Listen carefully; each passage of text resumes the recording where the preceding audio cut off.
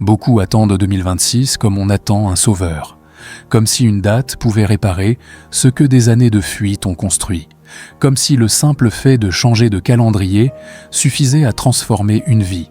Cette attente est compréhensible, elle est humaine, mais elle est dangereuse, parce qu'elle repose sur un mensonge silencieux, l'idée que le temps, à lui seul, produit le changement.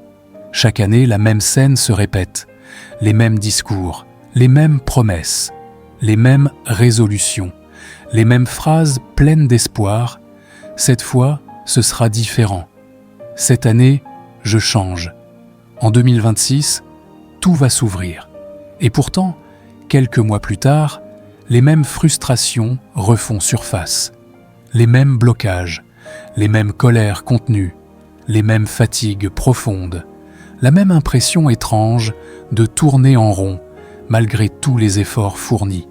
Ce n'est pas parce que tu manques de volonté, ce n'est pas parce que tu manques d'intelligence, ce n'est même pas parce que tu manques de discipline, c'est parce que le changement n'obéit pas au temps, il obéit à la compréhension. Le temps n'est pas un moteur de transformation, le temps est un révélateur. Il amplifie ce qui est déjà là. Il met en lumière ce qui a été ignoré. Il expose ce qui a été repoussé. Si tu entres dans une nouvelle année avec de la clarté, le temps développera cette clarté. Mais si tu entres dans une nouvelle année avec de la confusion, le temps ne la corrigera pas. Il la rendra simplement plus visible. Beaucoup confondent endurance et évolution. Ils pensent que tenir bon équivaut à changer. Ils pensent que survivre équivaut à avancer. Mais survivre n'est pas comprendre. Et sans compréhension, il n'y a pas de transformation durable. Tu peux tenir toute une année. Tu peux résister. Tu peux serrer les dents. Tu peux t'adapter. Mais si tu n'as pas compris ce qui t'a conduit là où tu es, tu transporteras ce même schéma dans l'année suivante. Changer d'année sans changer intérieurement, c'est simplement déplacer le décor de la même histoire. On a appris aux gens à courir vers demain sans jamais s'arrêter aujourd'hui, à attendre un futur idéalisé pour éviter de regarder un présent inconfortable, à espérer une percée plutôt qu'une compréhension. Résultat, les années passent, mais les blessures restent. Tanyan reste là. Les contextes changent, mais les réactions demeurent. Les opportunités apparaissent, mais elles sont sabotées par des mécanismes intérieurs non réglés. Le problème n'est pas que 2025 a été difficile. Le problème est que la difficulté, sans compréhension, ne produit rien d'autre que de la fatigue. La souffrance, à elle seule, ne transforme pas. Elle peut endurcir, elle peut user, elle peut rendre amère. Mais elle ne change pas si elle n'est pas interprétée. Beaucoup portent donc leurs épreuves comme des trophées. J'ai traversé tellement de choses. Mais traverser n'est pas intégrer. Traverser n'est pas apprendre. Traverser n'est pas comprendre. Il y a des personnes qui ont vécu beaucoup d'événements, mais qui n'ont tiré aucune sagesse de ce qu'elles ont vécu. Elles ont accumulé des expériences, mais pas de conscience. Et c'est ainsi que certaines personnes arrivent à 40 ans, 50 ans, 60 ans, avec cette phrase silencieuse au fond du cœur. Je pensais que ma vie serait différente. Elles n'ont pas raté leur vie, mais elles ont souvent raté l'étape de la compréhension. Le temps ne corrige pas ce que tu refuses de regarder.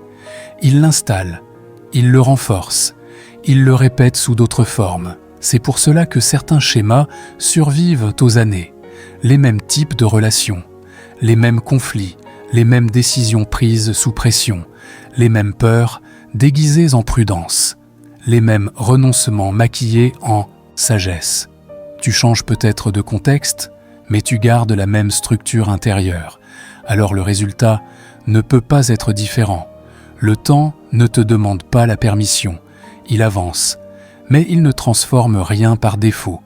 Il accompagne seulement ce que tu choisis de travailler. Beaucoup pensent que 2026 apportera une ouverture, une faveur, une opportunité. Mais une opportunité ne change rien si tu n'es pas intérieurement prêt à la recevoir. Ce n'est pas l'absence de portes ouvertes qui bloque les gens, c'est l'absence de compréhension qui les empêche de franchir les bonnes portes au bon moment. Changer d'année est automatique, changer de vie ne l'est pas. La société célèbre les dates, les débuts, les nouveaux chapitres, mais elle évite le travail intérieur qui rend ces nouveaux chapitres réellement nouveaux. Alors on accumule des commencements sans jamais vivre de véritables transitions. Une transition n'est pas un passage dans le temps, c'est un passage dans la conscience.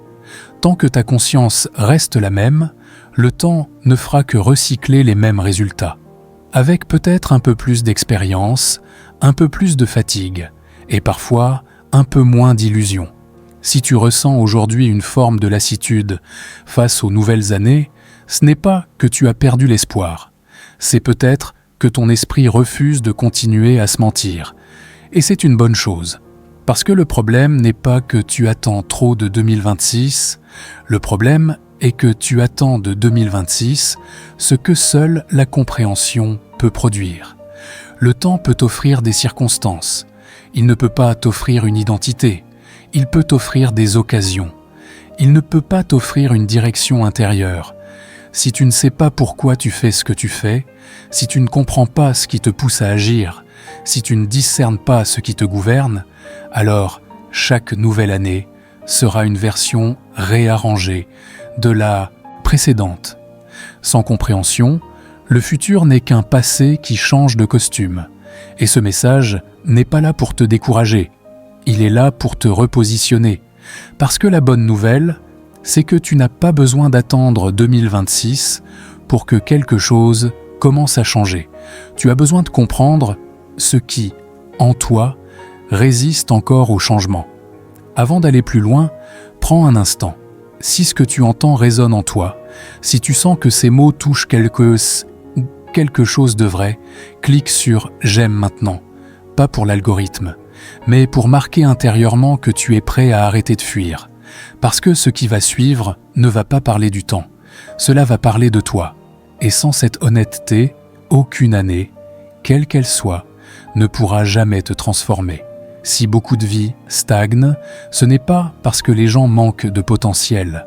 Ce n'est pas parce qu'ils manquent d'opportunités. Ce n'est même pas parce qu'ils manquent de foi. C'est parce qu'ils ne se comprennent pas. Ce manque de compréhension ne vient pas de nulle part. Il est progressif, il est appris, il est souvent transmis. Très tôt, on t'a appris à fonctionner, à t'adapter, à répondre, à tenir, mais rarement à t'écouter, rarement à observer ce qui se passe en toi quand tu es blessé, quand tu es frustré, quand tu es fatigué, quand tu n'as plus envie de faire semblant. Alors, tu as développé des mécanismes, des réflexes intérieurs, des protections invisibles. Et avec le temps, ces mécanismes ont pris la place de ton identité. Dans Jérémie 17, 9, il est question d'un cœur difficile à cerner, profond, parfois trompeur, que l'homme ne comprend pas naturellement. Cela ne parle pas de malveillance, mais d'aveuglement intérieur. C'est pour cela que tant de personnes sont sincères, mais désorientées, engagées, mais incohérentes, actives, mais intérieurement dispersées. Tu peux vouloir avancer et pourtant te saboter. Tu peux vouloir le bien et agir contre toi-même, non par mauvaise volonté, mais par manque de lecture intérieure. La confusion commence réellement quand tu confonds ce que tu fais avec ce que tu es. Tu es devenu un rôle avant de devenir toi-même, fort quand il fallait l'être, responsable quand personne d'autre ne l'était, silencieux pour éviter les conflits, performant pour être reconnu, et à force de vivre dans ce rôle, tu as fini par croire qu'il te définissait. Dans Osée 4:6, il est question d'un peuple qui se perd non par absence de sacrifice, mais par manque de connaissances. Autrement dit, l'effort seul ne protège pas de la confusion. L'activité ne garantit pas la clarté. Beaucoup sont fatigués aujourd'hui, non parce qu'ils font trop, mais parce qu'ils font sans se comprendre. Ils avancent sans discernement. Ils persistent sans alignement. Ils continuent sans savoir pourquoi. Cette fatigue-là ne disparaît pas avec le repos, elle disparaît avec la compréhension. Un autre piège subtil est la vie en réaction permanente. Tu réponds aux urgences, tu t'ajustes aux pressions, tu modifies tes décisions en fonction des circonstances, mais tu prends rarement le temps de comprendre ce qui te pousse à réagir ainsi. Dans Proverbe 19, 21, il est question de pensées nombreuses, de projets multiples, mais d'un dessein qui seul tient réellement. Sans discernement, les pensées se multiplient, mais la direction se brouille. Alors tu confonds mouvement et progrès, agitation et avancée, occupation et transformation. Il y a aussi une peur silencieuse qui empêche beaucoup de se comprendre, la peur de ce qu'ils découvriront. Parce que comprendre, ce n'est pas seulement savoir, c'est assumer, assumer ses choix, assumer ses répétitions, assumer ce que l'on tolère encore, alors qu'on sait que cela nous abîme. Dans 2 Corinthiens 13, 5, il est question de s'examiner soi-même. Mais peu aiment cet exercice. Il demande du courage, il demande de s'arrêter, il demande de regarder sans se justifier. Beaucoup préfèrent avancer flou plutôt que s'arrêter lucide. Il y a aussi une confusion fréquente entre sagesse et prudence. Parfois, tu appelles sagesse ce qui est en réalité de la peur. Tu appelles patience ce qui est en réalité un évitement. Tu appelles humilité ce qui est en réalité un manque d'identité. Dans Proverbe 4, 7, la sagesse est présentée comme prioritaire, mais toujours accompagnée d'intelligence. Sans compréhension, la sagesse devient une posture, pas une transformation. Beaucoup vivent ainsi. Ils avancent lentement, non par discernement, mais par crainte de se tromper. Et à force d'éviter l'erreur, ils évitent surtout la découverte de soi. Tu ne te comprends pas non plus parce que le bruit est constant. Avis extérieur, attente familiale, comparaison silencieuse, pression sociale, urgence quotidienne. Et dans ce bruit, la voix intérieure disparaît. Dans le psaume 46, 10, l'arrêt précède la connaissance. Sans arrêt, il n'y a pas de révélation intérieure, seulement de la répétition. Beaucoup veulent une direction, mais fuient le silence. Ils veulent une clarté, mais entretiennent la confusion. Alors ils entrent dans une nouvelle année avec des intentions sincères, mais une identité floue. Des projets nombreux, mais une vision intérieure absente. Dans Jacques 1,8, il est question d'un homme irrésolu, instable dans ses voies. Cette instabilité n'est pas un manque de volonté, c'est un manque de clarté. Tant que tu ne te comprends pas, tu seras influencé par les circonstances, par les émotions, par les autres, par la peur de rater, par la peur de perdre. Et cette influence permanente te fera croire que le problème est extérieur, alors qu'il est intérieur. C'est pour cela que 2026 ne changera rien pour toi si cette compréhension n'est pas restaurée. Tu peux changer d'objectif, changer de stratégie, changer de prière, mais sans clarté intérieure, les mêmes confusions produiront les mêmes résultats. Ce bloc n'est pas là pour t'accuser, il est là pour éclairer. Parce que la confusion n'est pas une fatalité, elle est un signal. Et ce signal dit une chose simple, il est temps de te comprendre. Avant d'aller plus loin, prends un instant. Si tu te reconnais dans cette description, écris en commentaire « Je veux la compréhension ». Parce que ce qui vient ensuite ne parlera pas encore de solution, mais d'un signal encore plus précis, la répétition. Il existe un langage que la vie utilise quand l'homme refuse de comprendre. Un langage silencieux, mais persistant. Un langage qui ne cherche pas à impressionner, mais à enseigner.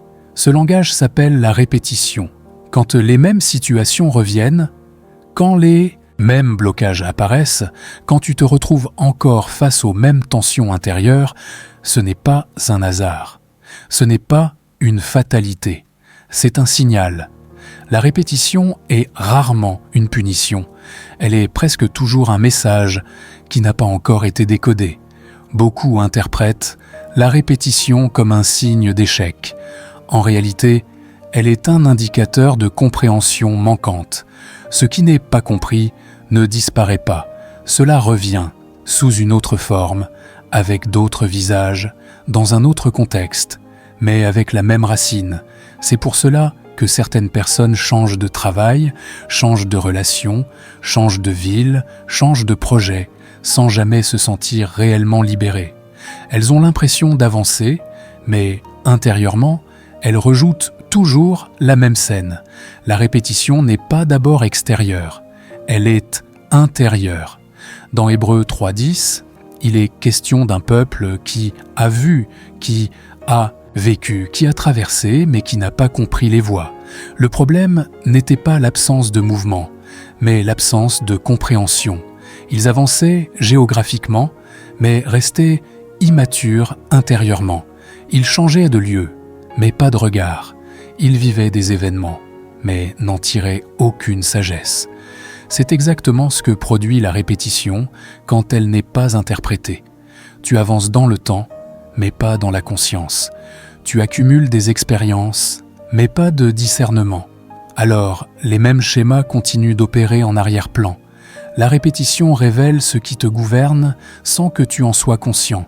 Elle met en lumière ce que tu tolères encore, ce que tu évites de regarder, ce que tu n'as jamais pris le temps de comprendre, ce que tu appelles caractère, alors que ce sont parfois des blessures non traitées. Dans Ecclésiaste 1.9, il est question de ce qui revient, de ce qui se répète, non, pas comme une fatalité absolue, mais comme le résultat d'un manque de nouveauté intérieure. Quand rien ne change à l'intérieur, rien ne devient vraiment nouveau à l'extérieur. La répétition devient dangereuse quand elle est normalisée. Quand tu commences à dire « c'est toujours comme ça »,« je suis comme ça »,« ma vie est comme ça », sans te rendre compte que tu es en train de transformer un signal en identité. À ce stade, la répétition ne fait plus seulement souffrir, elle fatigue, elle use, elle épuise lentement l'espérance. Et cette fatigue est différente de la douleur. La douleur peut réveiller. La fatigue, elle, endort. C'est ainsi que beaucoup arrivent à une nouvelle année avec des attentes, mais sans élan, avec des projets, mais sans conviction, avec des prières, mais sans clarté. Ils espèrent encore, mais au fond, ils n'y croient plus vraiment. Dans Proverbe 1.22, il est question d'un refus d'être sage, non par manque d'intelligence, mais par attachement à ce qui est familier. La répétition devient confortable, même quand elle est destructrice, parce qu'elle est connue. Ce qui est connu rassure, même quand cela détruit. Ce qui est inconnu effraie, même quand cela libère. Alors on préfère rester dans des cycles douloureux plutôt que de risquer une compréhension qui exige un changement intérieur. La répétition devient alors une prison invisible, pas parce qu'on est enchaîné, mais parce qu'on s'est habitué, beaucoup pris pour que la situation change, sans jamais se demander ce qu'elle est venue révéler. Ils demandent que le cycle s'arrête, sans chercher à comprendre pourquoi ils y entrent toujours. Or, tant que la leçon n'est pas intégrée, le cycle se maintient. La répétition cesse quand la compréhension arrive, pas quand l'année change, pas quand les circonstances évoluent, mais quand le regard intérieur se transforme. Dans Romains 12.2, il est question d'un renouvellement de l'intelligence comme condition de la transformation. Sans renouvellement intérieur, il n'y a que des changements superficiels, et les changements superficiels ne brisent jamais les cycles profonds.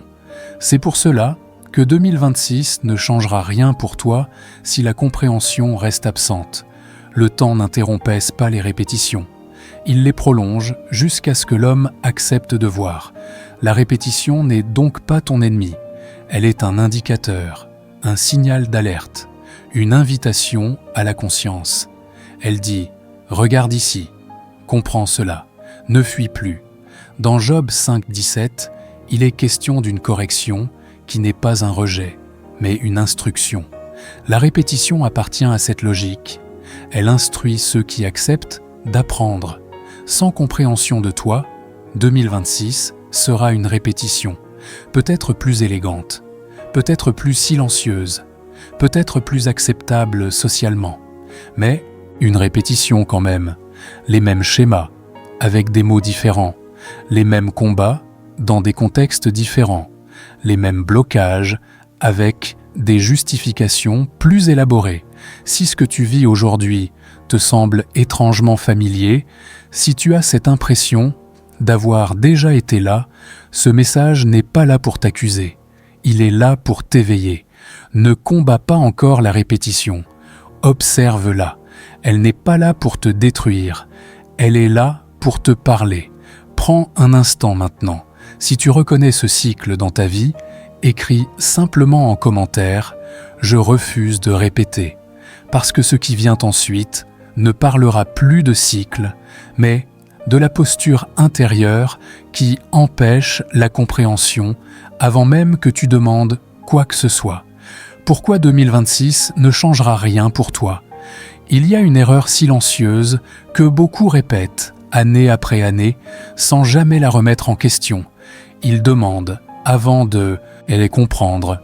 Ils prient, ils espèrent, ils attendent, ils réclament une percée, une ouverture, un changement. Mais rarement ils s'arrêtent pour comprendre ce qui doit l'être avant même de demander. Cette inversion est subtile, mais elle est lourde de conséquences. Beaucoup parlent à Dieu sans jamais s'écouter eux-mêmes. Ils demandent une direction sans avoir clarifié leur position intérieure. Ils veulent une réponse, alors que la question n'est même pas encore juste. Demander sans comprendre, c'est vouloir une solution sans avoir identifié le problème. Dans Jacques 1,5, il est question de demander la sagesse, pas une bénédiction, pas une porte, pas une victoire, mais la sagesse. Autrement dit, la compréhension précède toujours la réponse. Beaucoup veulent que Dieu agisse, alors que Dieu veut d'abord éclairer, parce qu'une réponse reçue sans compréhension devient soit inutile, soit dangereuse. Une porte ouverte sans clarté intérieure ne même question libère pas, elle expose. Une bénédiction reçue sans discernement ne transforme pas, elle amplifie ce qui est déjà là. C'est pour cela que certaines personnes obtiennent ce qu'elles demandaient, mais se retrouvent encore plus confuses après. Elles ont eu la chose, mais pas la compréhension pour la gérer. Elles ont eu la relation, mais pas la maturité intérieure. Elles ont eu la position, mais pas l'identité. Elles ont eu l'opportunité, mais pas la structure intérieure. Alors ce qui devait les élever les désoriente. Dans Luc 12, 56, il est question de discerner le temps, pas de le subir, pas de l'attendre, mais de le discerner. Le discernement n'est pas passif, il demande une lecture intérieure. Beaucoup veulent entrer dans un kairos sans jamais discerner ce que ce temps exige d'eux. Ils veulent un moment favorable, mais refusent la transformation préalable. Ils veulent le résultat, mais évitent le processus. Demander sans comprendre, c'est vouloir les fruits sans accepter la maturation. Dans Proverbe 25, il est question de desseins profonds, cachés dans le cœur de l'homme, que seul l'homme intelligent sait puiser. Autrement dit, tout n'est pas révélé automatiquement. La compréhension se cherche, elle se creuse, elle se découvre. Mais la plupart préfèrent demander plutôt que creuser, espérer plutôt qu'examiner, attendre plutôt que discerner. Alors leurs prières deviennent répétitives. Les mêmes mots, les mêmes demandes, les mêmes frustrations. Et avec le temps, une fatigue spirituelle s'installe, non pas parce que Dieu est silencieux, mais parce que la compréhension n'a pas encore été accueillie. Dans Psaume 32, 8, il est question d'une instruction avant la direction, d'un enseignement avant le chemin. Cela signifie que Dieu guide, mais pas dans la confusion. Il éclaire d'abord l'intérieur avant d'ouvrir l'extérieur. Beaucoup voudraient que Dieu change leur situation, alors que Dieu veut d'abord changer leur lecture de la situation. parce que changer la situation sans changer la compréhension ne ferait que déplacer le problème. C'est pour cela que certaines prières semblent ne jamais produire de résultat.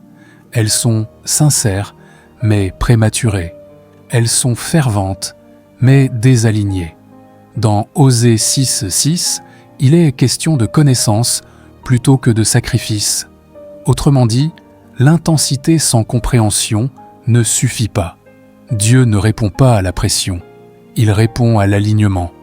Comprendre avant de demander, c'est accepter de se poser les vraies questions. Pourquoi est-ce que je veux cela? Qu'est-ce que j'attends vraiment? Qu'est-ce que je fuis à travers cette demande? Qu'est-ce que cette situation révèle de moi? Ces questions dérangent parce qu'elles déplacent la responsabilité. Elles t'empêchent de te cacher derrière des mots spirituels. Elles t'obligent à regarder ce qui se joue à l'intérieur. Dans Proverbe 4:26, il est question de considérer attentivement sa voix, pas celle des autres, pas celle que l'on montre, mais la sienne. Tant que tu ne considères pas ta voix, tes demandes resteront floues. Et des demandes floues produisent des réponses floues. Beaucoup demandent la paix, mais entretiennent le chaos intérieur. Beaucoup demandent la stabilité, mais refusent la vérité. Beaucoup demandent une direction, mais ne savent pas ce qu'ils veulent réellement quitter. Comprendre avant de demander, c'est accepter de ralentir, de se taire, d'écouter, d'observer ses propres contradictions. Dans Lamentation 3:40, il est question d'examiner ses voies et de revenir. L'examen précède toujours le retournement.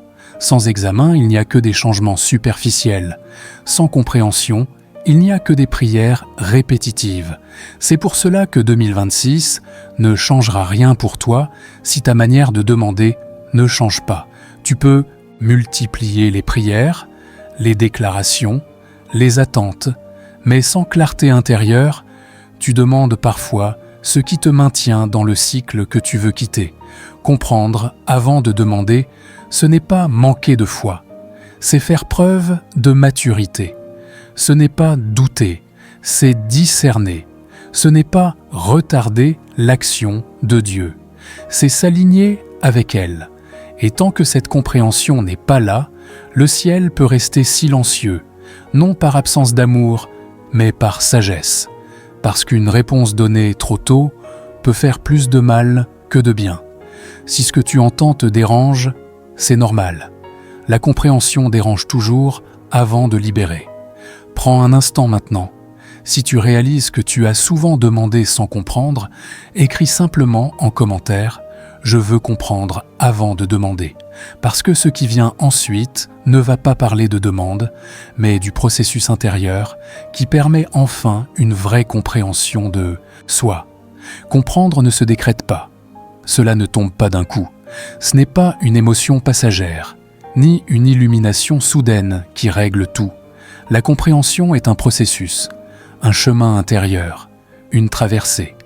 Beaucoup échouent, non pas par manque de sincérité, mais parce qu'ils n'entrent jamais dans ce processus. Ils veulent une révélation rapide, alors que la compréhension se construit par étapes. Se comprendre commence toujours par un acte simple, mais exigeant. S'arrêter. Sans arrêt, il n'y a que du bruit. Sans silence, il n'y a pas d'écoute. Sans écoute, il n'y a pas de lecture intérieure.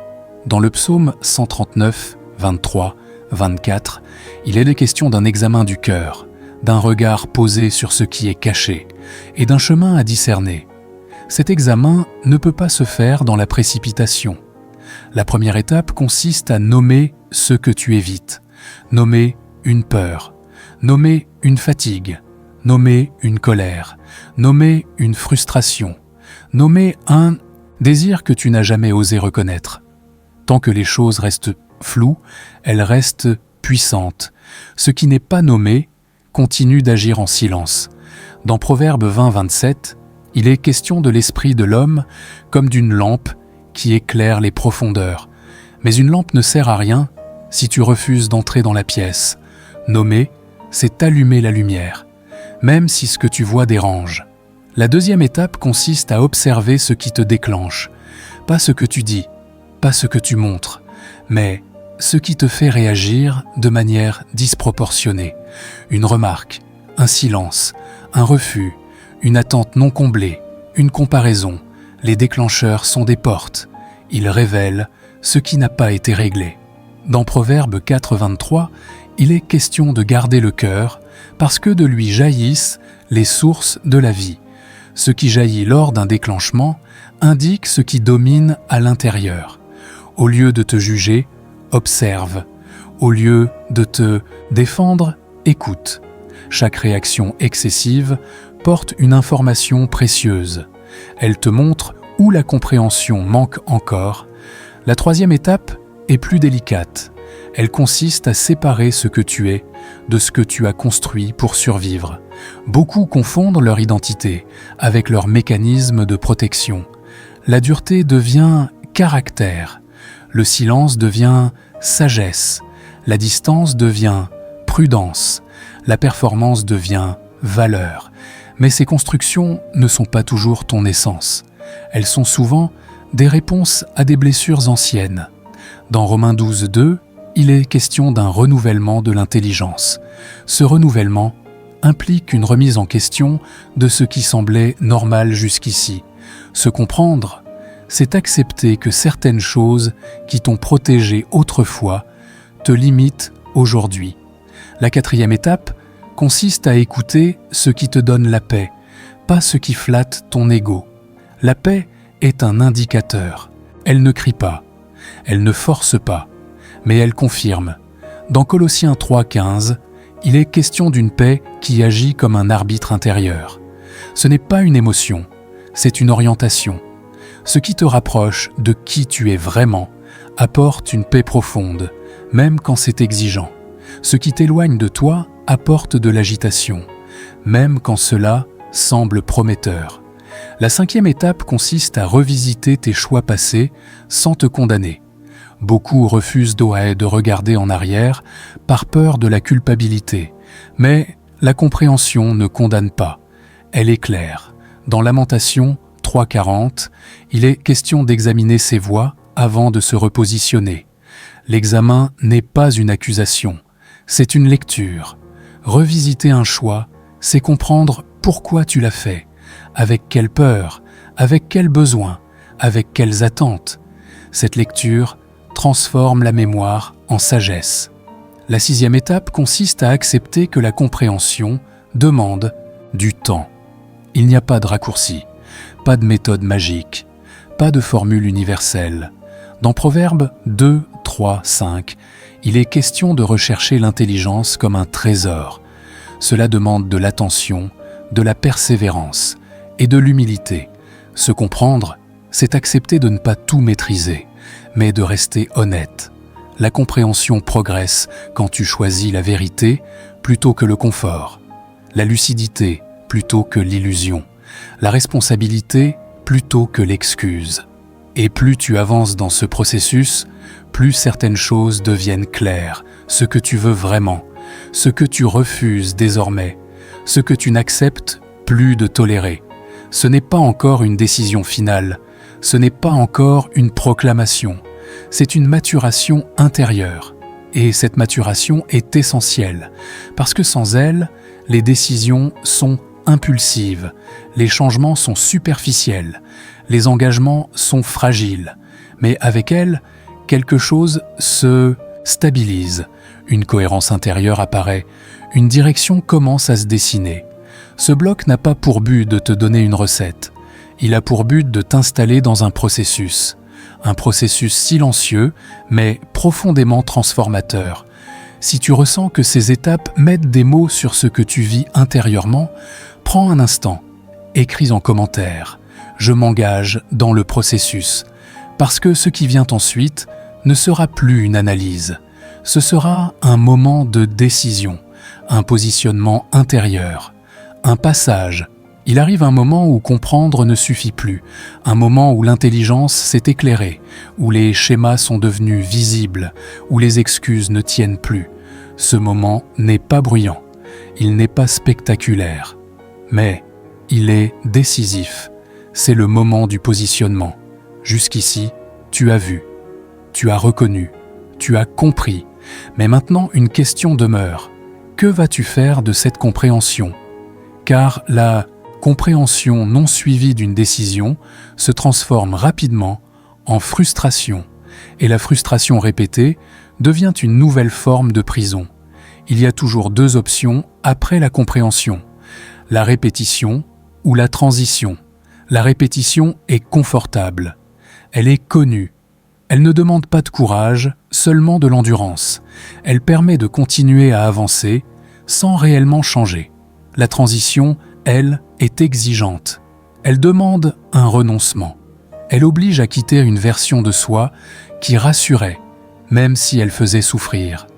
Dans Ecclésiaste 3:1, il est question d'un temps pour chaque chose, pas seulement d'un temps qui passe, mais d'un temps à reconnaître, un temps à discerner, un temps à honorer. Ce temps-là, ce n'est pas 2026, c'est maintenant. Le Kairos n'est pas une année, c'est un moment intérieur où tu acceptes de ne plus vivre en contradiction avec ce que tu comprends. Beaucoup entreront en 2026 avec de nouveaux objectifs, de nouvelles résolutions, de nouvelles déclarations. Mais intérieurement, ils resteront les mêmes, pas parce qu'ils sont incapables, mais parce qu'ils n'ont jamais décidé. Dans 2 Corinthiens 6:2, il est la question d'un temps favorable, d'un jour de salut. Ce jour n'est pas fixé par le calendrier, il est reconnu par la conscience. Le temps favorable commence le jour où tu choisis de ne plus trahir ce que tu as compris.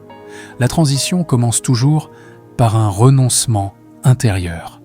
Renoncer à certaines habitudes, renoncer à certaines relations, renoncer à certaines justifications, renoncer à certaines versions de soi qui ne correspondent plus à ce que tu sais désormais. Dans Job 22:28, il est question d'une décision qui fait lever la lumière sur le chemin.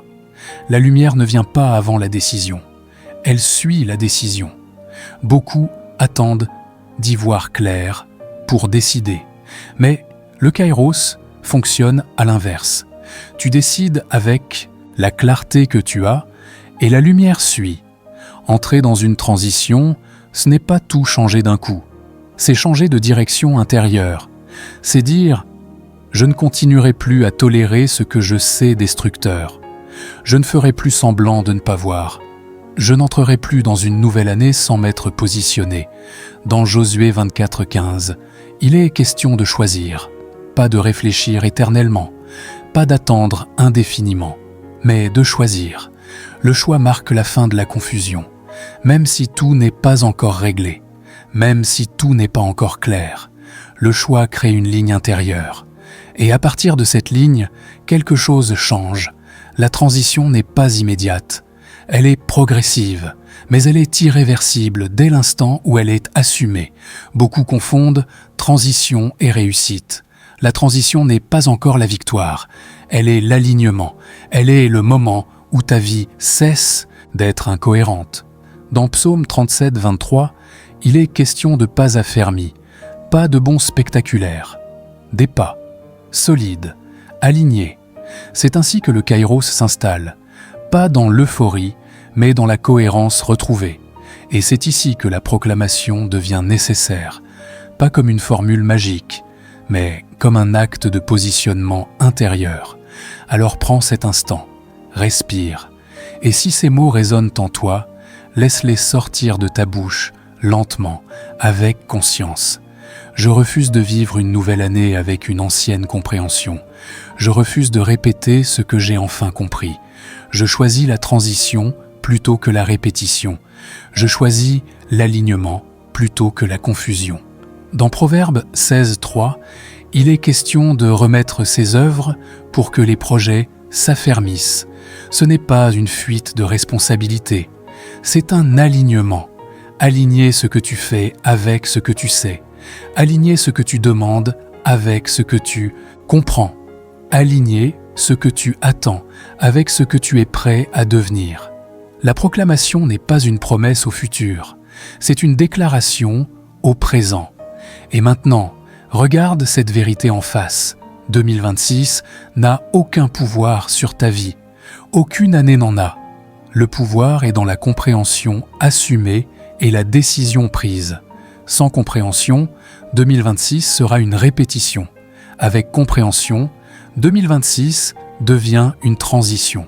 Pas parce que l'année est assez spéciale, mais parce que toi, tu ne fuis plus.